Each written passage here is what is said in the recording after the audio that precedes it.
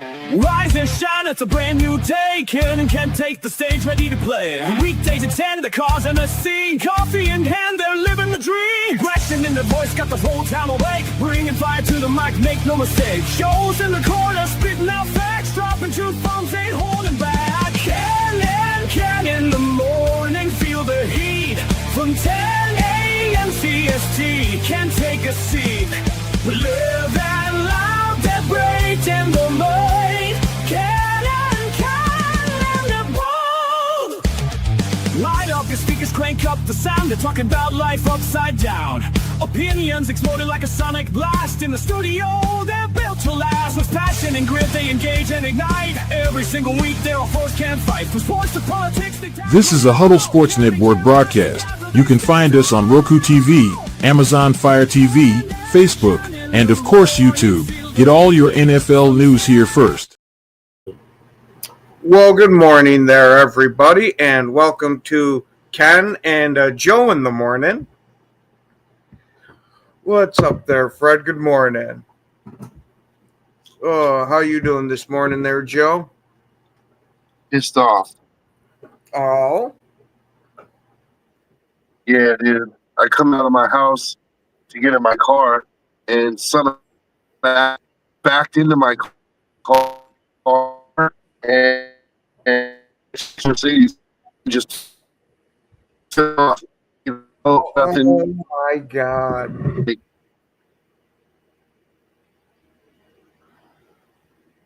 Oh, talk about some absolutely freaking terrible way to start the morning. Holy shit, dude. Hey, good morning there, Paul. Yinzer, I think I didn't even notice it at first. Yeah. My daughter was getting in the car. She was like, "Why is there a scratch on her car?" I'm like, "What are you talking about?" I walk over to the front. Sure enough, there's white paint on there too. Like, so I know it was a white car. And like, so I'm trying to think back on the white cars that were parked in front of my house, in front of my car yesterday. Mm-hmm. Like, dude. Yeah. Yeah. Holy shit, dude. Well, hopefully it's not too bad. It's bad enough to notice. Ugh. And it's going to cost me $500 to get it fixed. Mm-hmm. Gotta fucking love people, huh?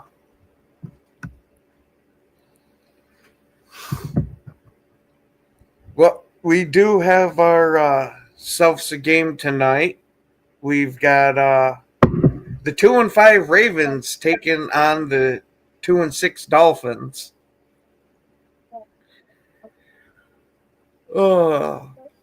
This is the first game Lamar will be back from injury.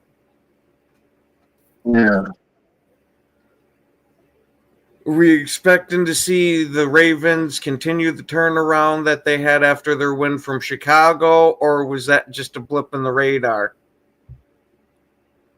Because, man, I don't know if you can trust either team. Tua even played good last week for the Dolphins, had himself a crazy game, which I definitely wasn't expecting out of him this year with them circling the drain. But I don't expect Lamar to be like balling out like his first game back. Well, it's his first game back, but they've kind of waited as much time as they possibly could so he'd be healed up completely. So you at least shouldn't have to worry about an injury risk. It's just how long is it going to take him to knock off that rust?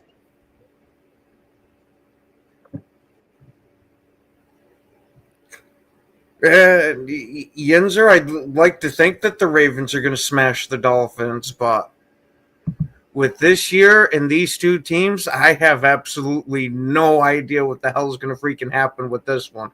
You could tell me it ends up being a 12-9 game, a 37-30 or freaking 40-6, and I believe every one of them.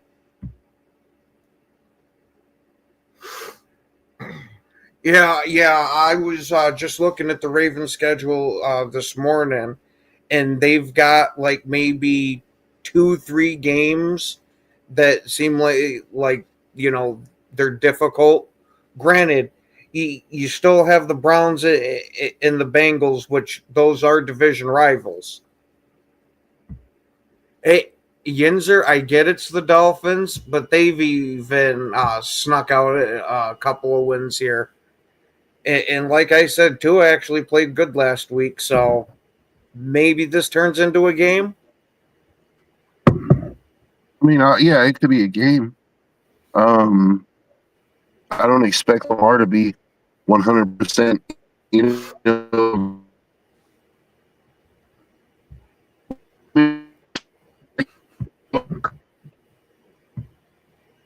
Oh, we're doing there, Mitch.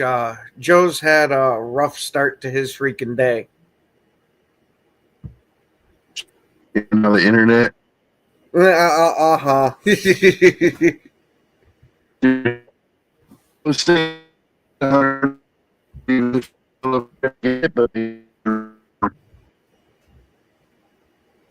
You know, I saw an interesting thing in the this morning. You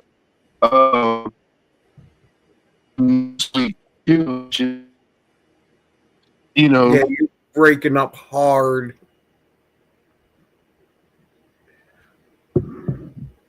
Well, Joe's internet connection's coming back. Bear down, Mike. I absolutely think the Panthers game could possibly be a trap game. The Panthers this year have shown they've got a lot of fight in them, and it's not the Panthers team we've grown used to the past couple of years. So if you don't come and actually play on your A game, they can sneak out a win against you. Yeah, Yinzer, I'm massively surprised at how the Steelers' defense has been performing this year. You've had a couple of games where you've been the Steelers that we expected, and then a couple of games where you wonder, did the defense even show up on the field?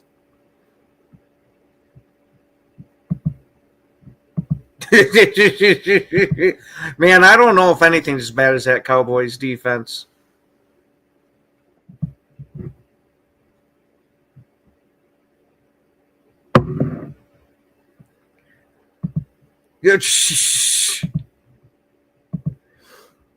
Oh, we might have a Joe. Yeah, Paul. The Panthers are definitely competitive this year. I got to give it to Bryce Young. He has massively turned his career around. Where we were thinking he was going to end up like a Rose in there that was going to be out of the league in a couple of years. And now it looks like he could be a legitimate answer to him. Hey, so I saw an interesting article. I don't know, it's probably going to cut me off again in about 2.5 seconds. But I saw an interesting article in Newsweek this morning because we're coming up on the trade deadline. According to, I think it's Seth Walder from ESPN, he was looking at potential trade candidates, and he proposed this trade. He proposed sort of like, you remember the Brock Osweiler trade? Vaguely, because it's been so long. You remember Brock Osweiler, right? Yes. Okay, so you remember when Brock Osweiler got that big contract from the Texans, and then like shortly after that, they basically paid somebody to get him off their books because that contract was such an albatross. Well, they're Seth Walder thinks that this would be a good move for the Dolphins to get Tua off their books. He actually has them sending Tua and 2 second-round picks to Las Vegas in exchange for a 5th-round pick. Would you be interested in that, knowing the up and down of Tua's play? I said it was an interesting trade, not that I necessarily one I would make. I don't think I would because, I mean, number one, Tua's brain is putty at this point. Like it's scrambled eggs, bro. Like in our offensive line, I don't trust our offensive line to keep him. He's still owed he's owed like $212 million on that contract still. So they were saying that like in the next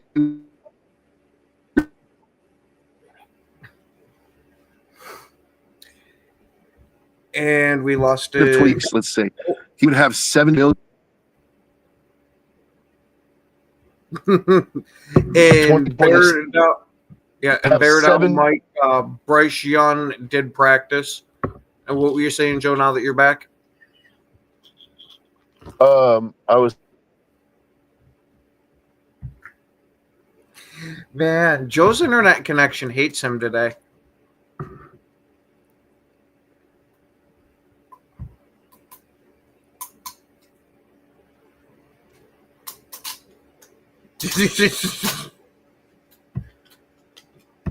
Oh God, Doran, why do you hate the Raiders so much to wish Caleb Williams on them? Oh.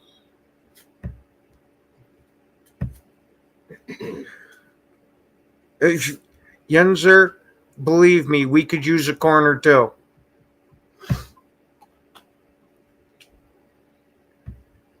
Oh, there you go, Fred.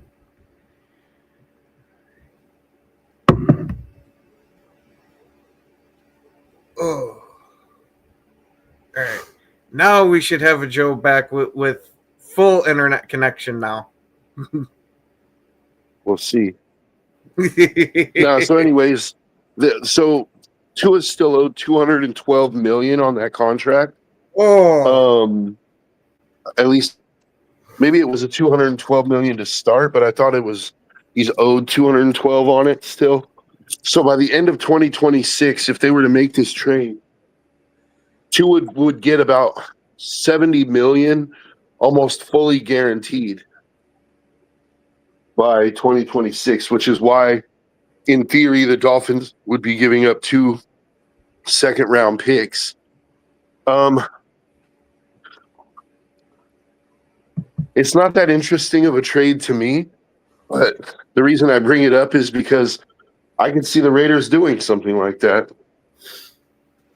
They have a shitload of cap space, and you're looking for draft picks to get younger, to rebuild your team, and 2 second rounders goes. If you hit on those, that's 2 starters, like 2 good starters. Or you can use that as ammunition to move up in the draft and get the quarterback for the future.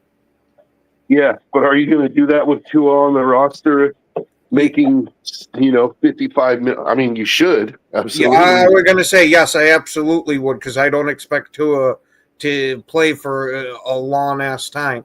I look at him as a bridge quarterback. Right, but then the problem with that is that if he gets injured and now he can't play anymore, you're still on the hook for that guaranteed money. Yeah, unfortunately, with the Raiders, you're almost in a shit situation no matter where you go, because Geno's has shown that he's going to suck there for Vegas almost no matter what. And if you bring in Tua, you got that cap hit, but maybe you can be competitive with him. I don't want Tua. See, I was just bringing that up because I thought it was interesting that Newsweek put this out. Mm-hmm. Another candidate was they said that it's possible, or that basically A-Rich goes from the Colts to the Raiders. That the Raiders invest a pick to get Anthony Richardson from the Colts because it's obvious Daniel Jones is the guy there. Now that one intrigues me a little bit more, only because, like, A-Rich has sucked, but at least it's not, Tua's contract. Like, you could get the guy pretty.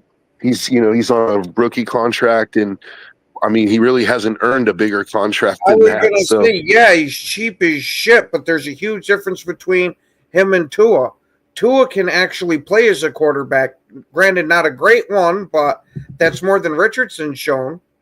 yeah, but there's been guys like Richardson before who they had the physical tools, but just couldn't put it together for whatever reason in their first location, and they end up turning it around in another location. I'm not saying that he's going to be one of those. I'm just saying, like, it's worth the lottery ticket to me, as long as we're not giving up too much compensation. Do you think Pete Carroll and Chip Kelly would be the guys to turn him around though? That I think's the whole crux of it. Yeah, absolutely. You're right. It's the crux of it. Like, do I think they could? I don't know. But it's not about if I think they could. It's does Mark Davis and Tom Brady think they could? Like, one thing I will say is having Tom Brady in that building definitely helps. Like, if Tom was so inclined, he could go and he could take this kid under his wing and teach him a few things. If Tom Brady was a normal owner, I'd give you that. But with him doing the announcing shit, it's not like he's in the Raiders building all the time. He's only there super occasionally with having to do all this traveling for the I games. agree. But guess what? During the off season, there is no going to, there's no games for him to call. So almost what you're saying, if I'm getting it, would be to trade for him now, but almost sit him this year until you can let Tom Brady get a crack at him. Yeah, I'm saying this year is pretty much a wash anyway. Like, you ride Geno into your top 5 pick, you get your quarterback of the year, and then like, think about it this way: next offseason after the draft, you have your new quarterback in the building, and you have A-Rich, and you have Tom Brady there all offseason potentially, like, to treat it sort of like a quarterback camp. And Yeah, yes, but would you really want them trying to develop two quarterbacks at the same time? yeah, because then one of them's got a hit. You hope one of them hits. Remember the old adage in the NFL: if you have two quarterbacks, you have zero. Yeah, but here's the thing though. The rookie shouldn't be expected to start right away. So it's like, if I'm working with two quarterbacks, I'm like, okay, A-Rich, this is your year. We're going to see what you can do. And the rookie's going to sit. If A-Rich does good, he earns another year. You know what I'm saying? And that way the rookie gets to sit for a couple years. If A-Rich doesn't do good, then okay, the following year you start the rookie. But either way, you saved your rookie a year of getting beat, beat to shit, number one, and he gets to sit and learn what not to do from Anthony Richardson. Now, what would be the difference between having Anthony Richardson go out there and be quarterback next year for you versus just letting Geno run it again and letting him take the beating while you develop the kid under him? Because for me, Geno is too much of a risk taker. Like, I like a risk taker, I like a gunslinger, but what I don't like is a guy who's going to throw it into triple coverage every single time. Like, it's not for me. I think Richardson, he's had turnover issues, like, but it's mostly been like, it hasn't been the same with him. He's not consistently throwing it into triple coverage. It's just, maybe there's something that can be worked out. Maybe it's his mechanics. Maybe it's just like nobody's actually, like, taught him, like, hey, look, you can't throw the ball like this in this situation. Maybe he trusted his arm a little too much, like, who knows what the situation is. But either way, he'd be cheaper than Geno. And I mean, like I said, what's the worst that's going to happen? Like, Anthony is absolutely garbage and we go get another top 5 pick and we already got our quarterback? Oh no. You mean we get to pair a top flight offensive lineman or wide receiver with that quarterback? Like, or trade that pick and build up a super roster. So yeah, dude, I'm not, to me, it's very low risk and who knows on the reward. I'm not going to say it's high reward. It's potentially decent reward, or it's no reward. Joe, it's the mystery box. Yeah, but you're okay.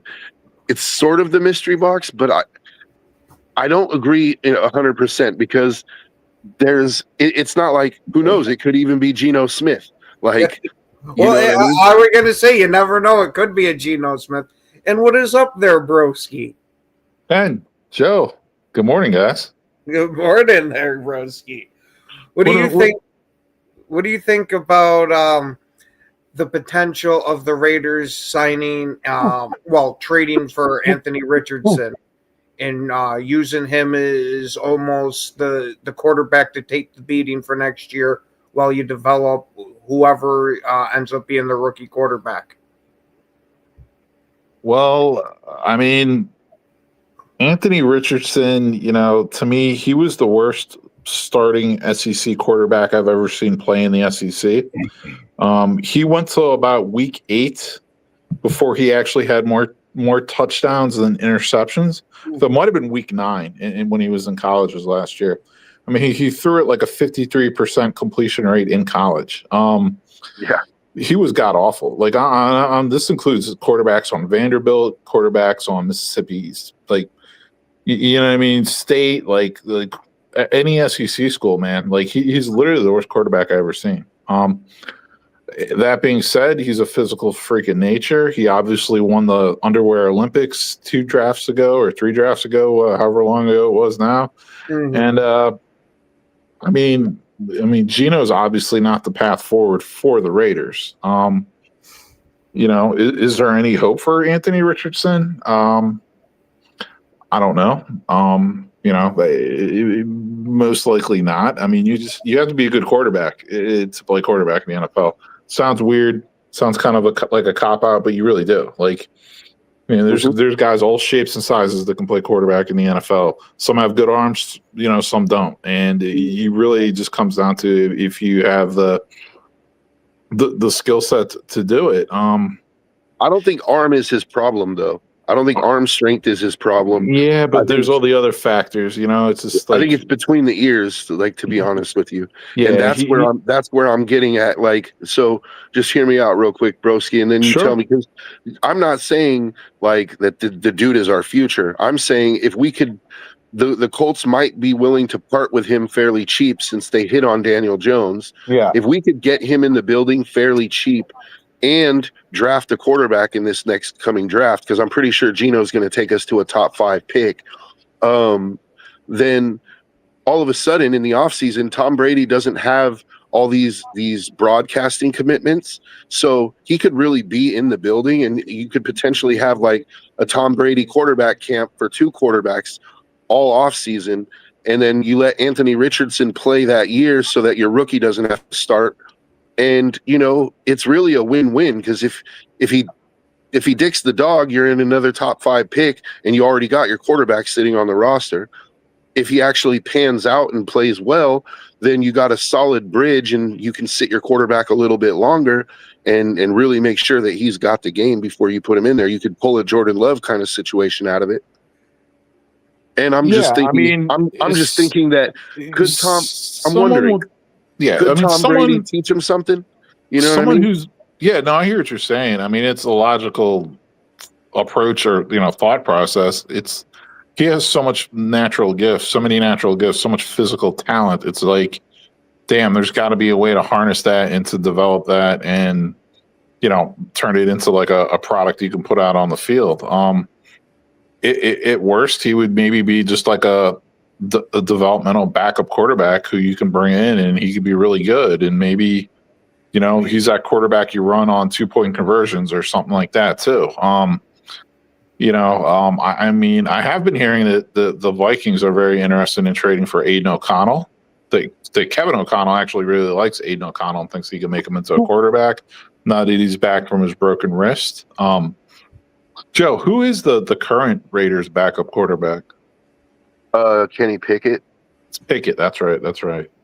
Yeah, but Aiden O'Connell, I would assume Aiden O'Connell will probably take the second spot again, the backup spot, unless they trade him. I mean, he's trade bait at this point, Yeah, definitely. I always thought he had some potential, but who knows? Yeah,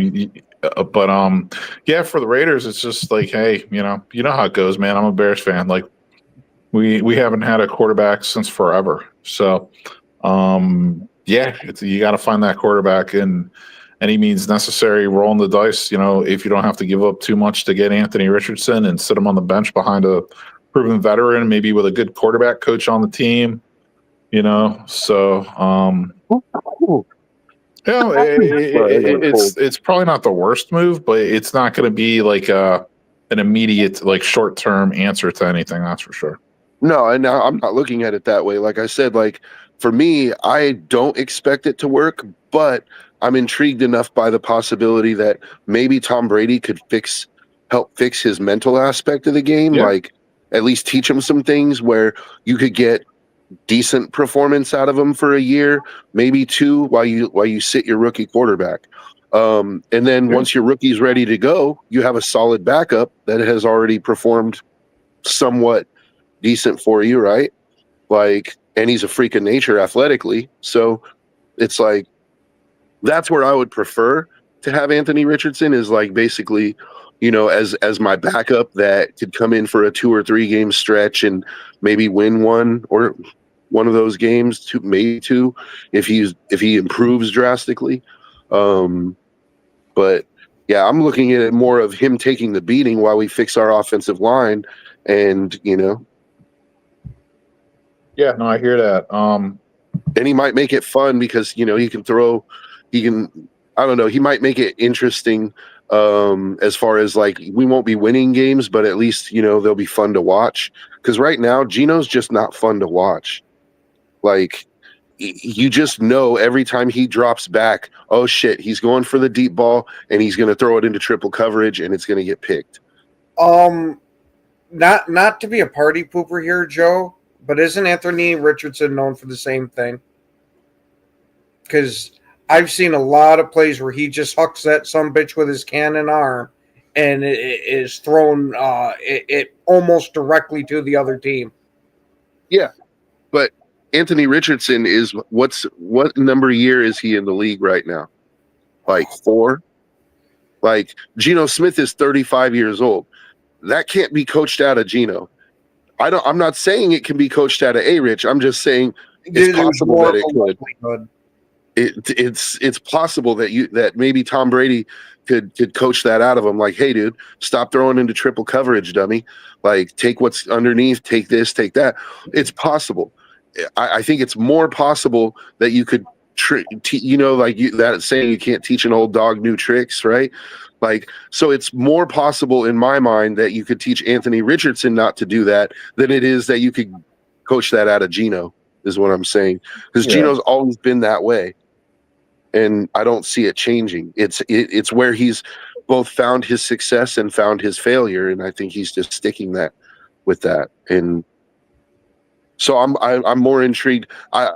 That's basically what I'm saying, is I would rather watch Anthony Richardson go out there, because at least it's like, you don't really know what you're going to get at this point, Like with Geno, I know what I'm going to get. I'm going to get 3 interceptions and we're going to lose the game. Now, I've also heard a rumor that the Raiders had called the Giants trying to get Jameis Winston, and they pretty much told the Raiders that there's no way they're moving on from Winston, but they would trade him a Russell Wilson. Would you be interested in that for a stopgap? Not only no, but fuck no. Like, that'd be like, hey, we got a perfectly good used Nate Peterman here for you. Like, No, I'm good, dude. Thanks. Did I'm you good. guys happen to catch that Andy Dalton performance on Sunday? No. Hey, Wow. so, but Broski, did you hear earlier when I was saying Newsweek came out with an article where they Seth Walden, it's Seth Waldron or something like that. He's from ESPN. He basically proposed this trade where the Dolphins send Tua and 2 second-round picks to the Raiders in exchange for a 5th-round pick, basically so they can offload Tua's contract. Now, I'm less interested in that trade than I am in the Anthony Richardson trade, but I'm just, Whoa, pointing did out you your. say Tua and 2 second-round picks? Yeah, they give the Raiders 2 second-round picks because to take on that contract, essentially. I mean, and he's essentially getting paid like what, $50 million a year, right? Yeah, and the Raiders have the cap space to absorb that. They have Yeah. $100 million this year and 174 in 2026 I mean, it's or crazy. 2027. It's crazy. I'm not a Tua fan. Me neither. I don't really think he's a bad quarterback though. Is he way overpaid? Yeah. I mean, he could join the club, but I mean, in this day and age, man, 50 mil is what you're paying for a starting quarterback. I mean, it is what it is. Like, I would honestly, out of everything you mentioned, that would be the most attractive thing for me if I was a Raiders fan. I would actually say do it. Why not? It's better than having Geno Smith, or it's better having than Russell Wilson. It's better than having to try to trot Anthony Richardson out there. It's better than trying to trot Jameis Winston out there. That's my 2 cents on it. I think that actually looks like respectable. I think that would actually be a good trade for the Raiders. For me, the second-round picks makes it somewhat attractive because that's potentially 2 starters that you could add to your offense or your defense. But like the Raiders' offensive line has not been playing well this year, and so I just don't have any confidence that they're going to be able to keep Tua upright. And with his injury history, like I could just see Tua playing about 4 games for us, and now we're stuck on a contract paying him for the next 4 years.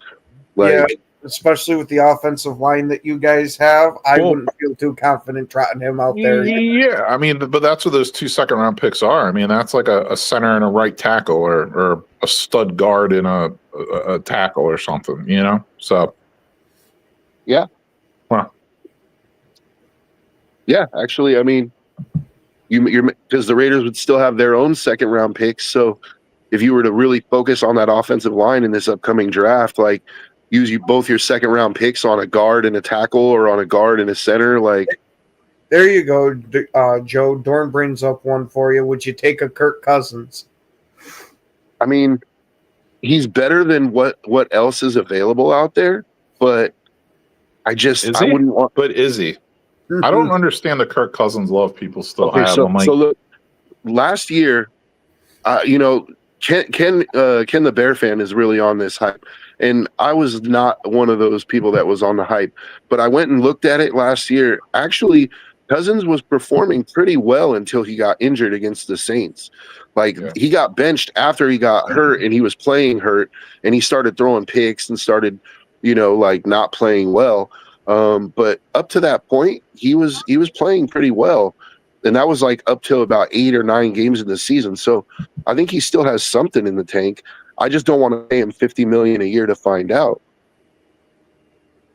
Yeah, if we could get him on a reasonable contract, and by reasonable I mean somewhere like Geno Smith's contract, I think he would be an upgrade over Geno at this point in the short term. Most likely, yeah. I mean, and two, obviously, everyone knows he's one more hit away from becoming a vegetable, possibly. But I mean, I don't know. It seems like a lot of players are like that anymore. Yeah, I don't know. I just Kirk Cousins' arm talent really isn't there anymore. I mean, he knows how to play quarterback. Tua at least has a snappy little arm still, in my opinion. But hey, what do I know? It's a tough situation. It wouldn't be the worst move to trade for Cousins. It wouldn't be the worst move to trade for Tua if you're getting 2 second-round picks with him. Yeah, if I'm that is it without the second round picks, I'm good. Oh no, yeah. I wouldn't even honestly. I would be like, yeah, let's make a move for Cousins. Yeah, like Yeah. I wouldn't mind having Tua because I think he when he plays well, he's pretty good. He has but he has those moments in every game. You know, like every game, there's that Tua moment where he throws a bad pick or he fumbles the ball, and I don't know at this point if you can coach that out of him. Like, I think that's just him because I've said it multiple times. Tua has thrown some of the prettiest football passes I've ever seen, and has thrown some of the absolute worst too. And it just so happens that the worst passes I've seen from him seem to come at the crucial time in games. So yeah. so it's So, not so let only me ask that. you. Yeah, it's not only that you're dealing with moronic play occasionally, it's at crippling moments. So let me ask you this: like, you remember the old Seattle team with the Legion of Boom, right? And Russell Wilson when he first started. Like, do you think that if the Raiders were to trade for Tua, that they could sort of make not necessarily make the Legion of Boom happen again, but do you think that they could use Tua in a similar way do you think Pete Carroll could use Tua in a similar way that he used Russell Wilson? No, I do not think Tua can put up with the running ability that Russell Wilson had early in his career. That if he exposes himself to that many runs during the season, he's going to end up in that nursing home quicker than we expect. Mm-hmm. Yeah.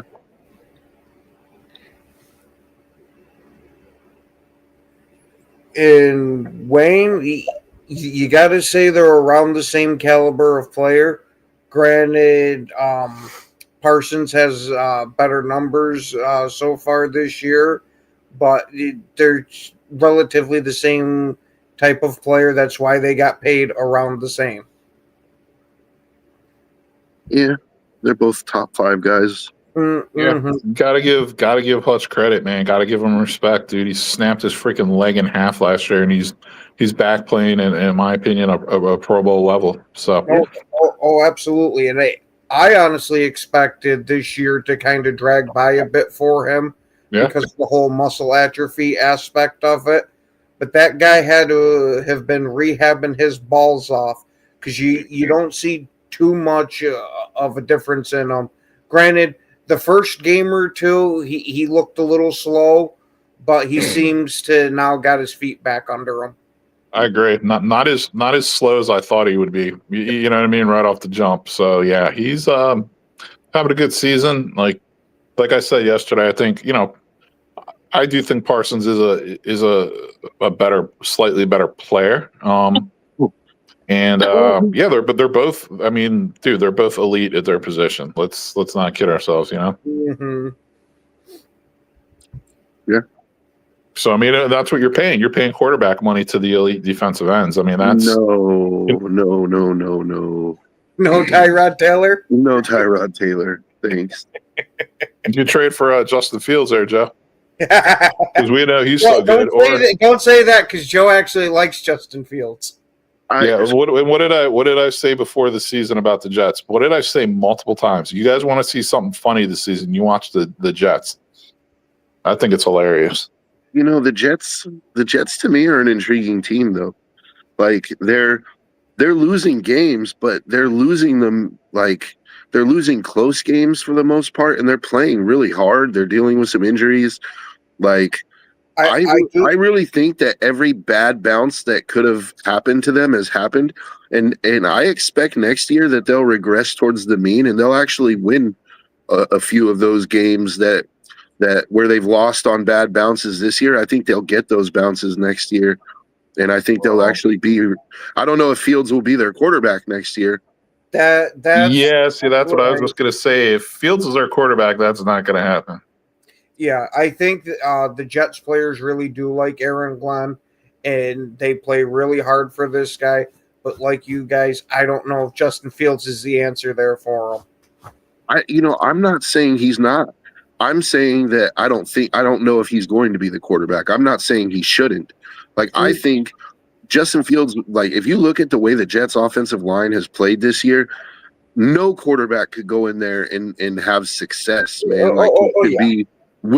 Nobody has that Jets team with a winning record right now. Like, in my opinion, not even Josh Allen. Like, I think Josh Allen, he will definitely win more games than Justin Fields, but like, you know, they might not be 1-7, they might be 3-5, but like that offensive line is just terrible, dude. Oh yeah, and then just think that that's a high-priced offensive line that they bought in free agency. Yeah, and that I would totally argue with you. I think it's the same old Justin. He makes the offensive lines look bad wherever he goes. But anyway, I don't want to turn this into a busted field goal Jets combo. I was going to say, Ken, you know what's intriguing to me? Joe used the term intriguing. You know what's intriguing to me? One of those modern toilets that wipes your ass and scrubs your balls for you, and has like Bluetooth built into it, and you can stream, it has speakers, you can stream music through it, and it takes your heart rate and your blood pressure as well. That's intriguing to me. Well, Broski, I don't know how you got on that, but thank you for sharing that with us today. I needed a good laugh. Very, very intriguing to me. Yeah, go buy one. Let us know how it works out. I was gonna say Broski will be on, and you'll hear a rumble in his voice from the fucking vibrating seat. This thing's fucking awesome, guys. Yeah. You'll hear like the Scorpions in the background. It's like rock you like a hurricane while he's taking a shit. Or another one bites the dust or something. Oh God! Oh shit! Fields didn't make the seal. Yeah, well, he actually did, because like the defense carried him in those games, and he played so well. As soon as Russell the Muscle or Danger Russ was ready, Tomlin just said, "You're on the bench, Fields." And then instead of signing him after the season, Tomlin's like, "Yeah, we're gonna punt on you, man. We're not even gonna give you an offer."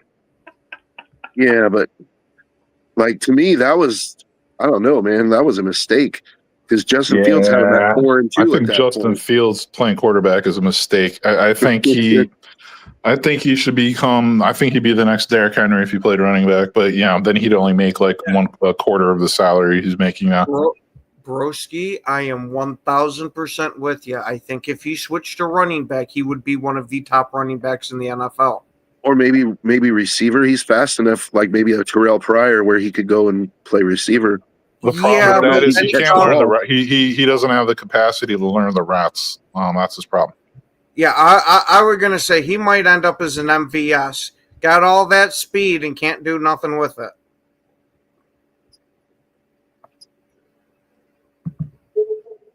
Cause shit, it was real nice seeing MVS go one down that field, but hey, Joe, he dropped it. It ruins it. The Raiders could trade for Mitch Trubisky. Is he still in the league? He doesn't seem to do well.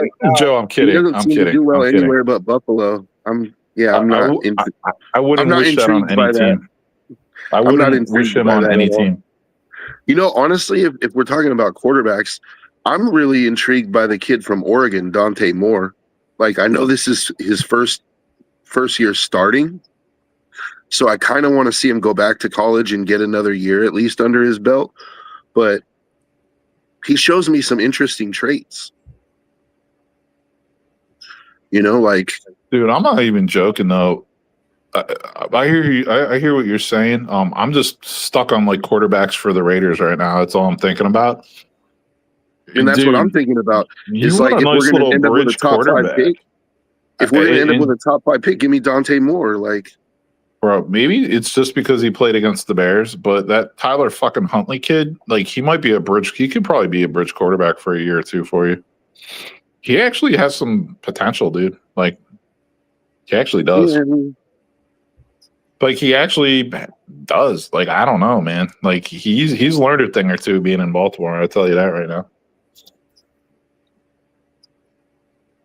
Well, wasn't it Miami or something he went and played with in between his stints of Baltimore, and it only seems like he does well in the Baltimore offense? Yeah. Yeah, no, it does. It does seem like that. Like it seems like something about being in Baltimore is bringing out, like, maybe it's just the system's right, whatever the case may be.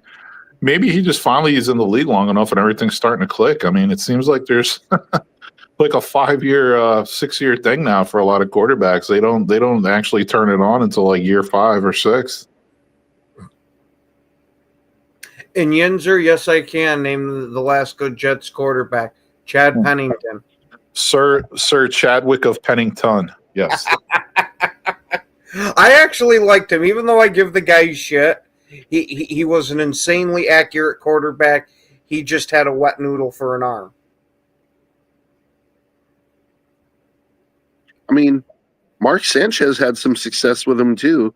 I'm not saying he was a great quarterback, but he got him to, Was it really him or that Jets defense that got them to those AFC Championship games? Well, that's a good point, but look, at the end of the day, like even Trent Dilfer won a Super Bowl. He didn't win it the way that other quarterbacks win it, but he didn't lose it for him. And so, I mean, there was a certain level of like he had to play at least. He had to at least manage a game, right? Like I kind of put Sanchez in that same thing. Like give him credit for managing effectively to not lose the games for them. I mean, granted, he had the butt fumble and all that crazy stuff. Granted, he's getting knifed by like 65-year-old truckers in alleys, but Well, that's after his playing career, and I'm pretty sure CTE probably has something to do with that. They always call. I mean, he was always known as Dirty Sanchez for a reason. Dirty Sanchez. Oh, I'm surprised that nickname made it out of New York because I've heard him referred to that around here, but nowhere else. Oh, dude, I've been calling him that ever since he was in college. Oh,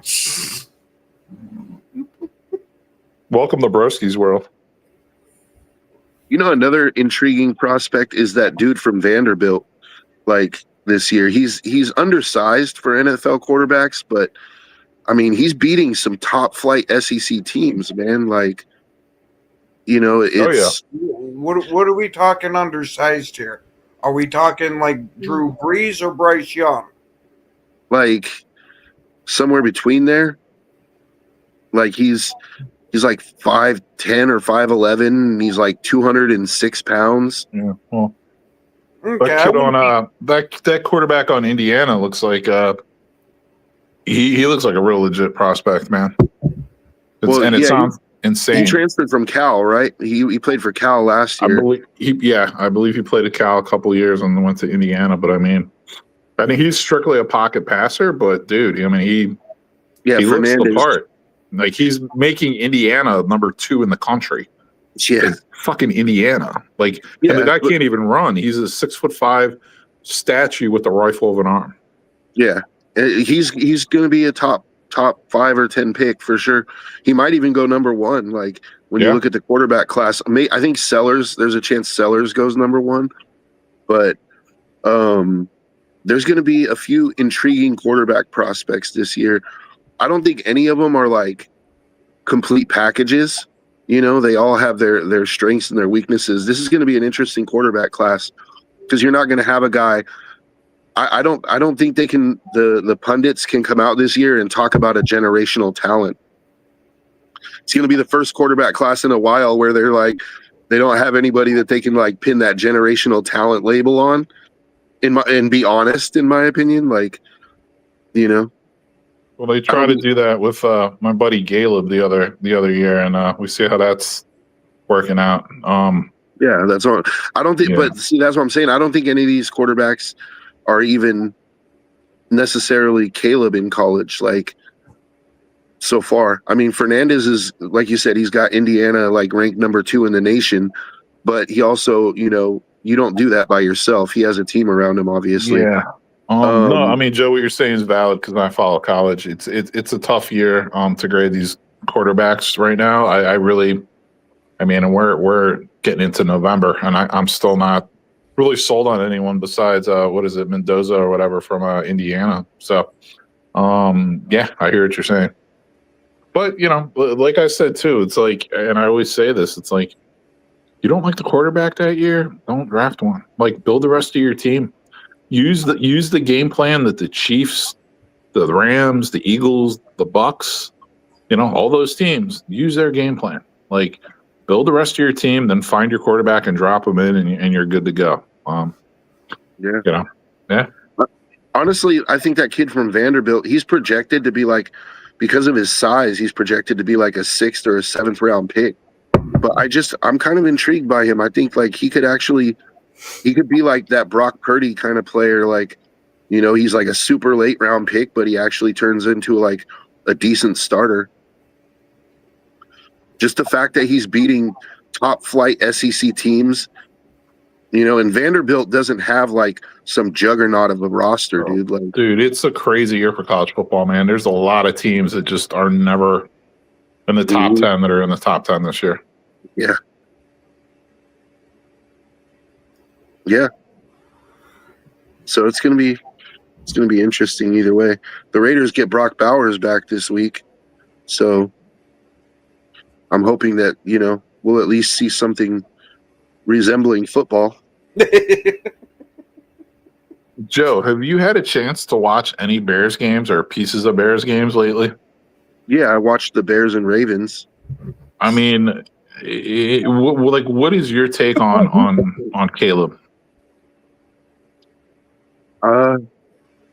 He's not a finished product for sure. Like, he has, I think he's gotten a lot better from last year in his decision making, but he's still like, I don't really know what to think of Caleb, because sometimes he'll be like rolling out and he'll hit a dude right on the sideline, like beautiful toe tap catch. And then other times he'll throw it right over that dude's head. And I'm like, how come you can't do that consistently? How come you can't hit that toe tap route consistently? Yeah. Like that fourth down play when they were down by 2 scores, and he had, I think it was Odunze. He had Odunze wide open in the back of the end zone, and he missed him by like 6 feet behind him. I'm like, bro, So to me, Caleb he's progressing. Definitely, I think having Ben Johnson has helped his game, but he still has work to do. But I do see like a viable starter in him. Yeah. I'm losing. I didn't have too much confidence. You didn't hear me say I think he's going to be a top 10 quarterback at any point. Yeah. I just said I think there's a viable starter in there somewhere. You know what it is? It's just like, you see, if nothing else, you just hope the guy's efficient and accurate, and he's really not yet. And his completion percentage is down from last year, and it wasn't good last year. So he's just so fucking inaccurate. It's amazing to me. The one thing I will say though is he takes care of the football, man. Like, which is crazy because you see these wild ass passes, but he doesn't really throw a whole lot of picks. Like, well, it's hard to intercept the ball when it's going into the stands. Yeah, but I'd rather have the ball in the stands than in the defender's hands. Let me put it that way. Joe, I do hear you with that, but I've actually come to the conclusion what Ken is saying is a lot more accurate because like he's so inaccurate so often. Like, it's not even. He's just fucking. He's holding the offense back, in my opinion. And some of these penalties are still because like the offensive line can't sync up with his cadence, like because he doesn't have like a good consistent cadence yet. Dorn, he has 4 interceptions. We're 9 games into the season. Look at Geno Smith and then get back to me, bud. Right? Like, there are people with more interceptions out there. Like, I'm not saying again, you're not hearing me say he's an elite quarterback or that he even ever will be. I'm just saying, like, I think that there's still room to grow for him. I don't think that the Caleb you're seeing now is the finished product. And I'm not even sure that you'll get the finished product out of him. I don't know. Like, by now you should start to see, like,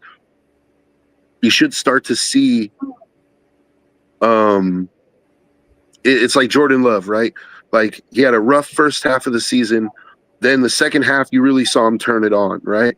Then his second season, it was kind of down, but it was like still better than Caleb. I'm waiting for Caleb to like establish himself, like Kind of of what like how he's you're gonna seeing be. Buck do this year. Yeah, like, but not. I don't expect him to be as good as Love, but I'm just saying, like I want to see. I'm waiting for Caleb to show us what he is, what he's gonna be overall. Like, I don't think we're there yet, and I don't know if we're gonna get there. But I'm kind of like, I think that there's still potential there that's untapped, and I think the more time he spends with Ben Johnson, that, like, it gives him a greater chance of achieving that potential. But even at his greatest potential, I don't see him ever being an elite quarterback. That's all I'm saying. Like, I think he could be a top 15 guy, like middle of the pack is like his ceiling for me. But right now, I don't think he's a top 15 quarterback. I think, he's somewhere in the 20s. Like, he's not the worst, but there's a lot of guys better than him.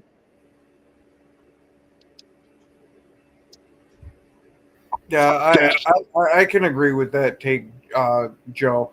It's not like he's making all these wow type of throws right now to where you can kind of cover up for the inconsistency stuff. Granted, he does still make some wow ones that give you hope with him because he does have a lot of talent. It's just, when is it all going to come together between the ears for him? I think that's the major thing for him. Because if he can figure out the football IQ aspect of it, I think he could turn into a decent quarterback. Damn, he said 29 at best.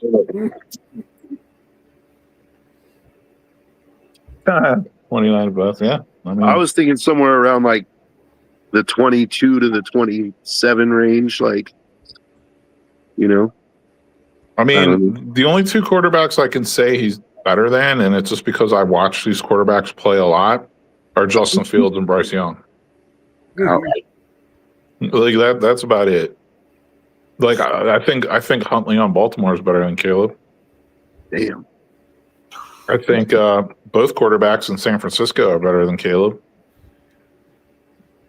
I think both quarterbacks in Atlanta are better than Caleb. I don't know if Mac Jones is better than Caleb. He's better. He's better. Hold on. I don't know that he's a better quarterback in a vacuum. I think he's better in San Francisco. Like, I don't. If you put Mac Jones on the Panthers right now, I don't think he's better than Caleb. I don't know. Maybe. Yeah, but they don't play in a vacuum. They play on the field, and on the field, I think Mac Jones is a better quarterback. But I think that you're kind of making a vacuum argument, though. Like, and I don't know if I necessarily agree, like, that Mac is a better quarterback in a vacuum. But right now, yeah, like, in San Francisco, he's found a system and a coach that works for him. Like, I was going to say, don't forget Mac Jones, his first year with the Patriots there, still had a pretty damn good year. It was just the years after that sucked. Okay, so the other quarterback I'll throw into that is Cam Ward. Like, I think he's better than Cam Ward, Justin Fields, and Bryce Young. Well, but Cam Ward, man, he came into a really shitty situation, dude. He might be better than Geno at this point. I'll give him that. And not just Geno. I think Cam Ward actually has potential. It's just the Titans are so bad. Like, they're really bad, dude. Yeah, and on that note, as John Dorn brings up, we are unfortunately at that time. We want to thank everybody for watching, especially thank you people that took the time to comment. Thanks for Broski and Joe joining me today. Have yourselves a wonderful rest of your day. And just for Broski, as always, it's go, pack, go.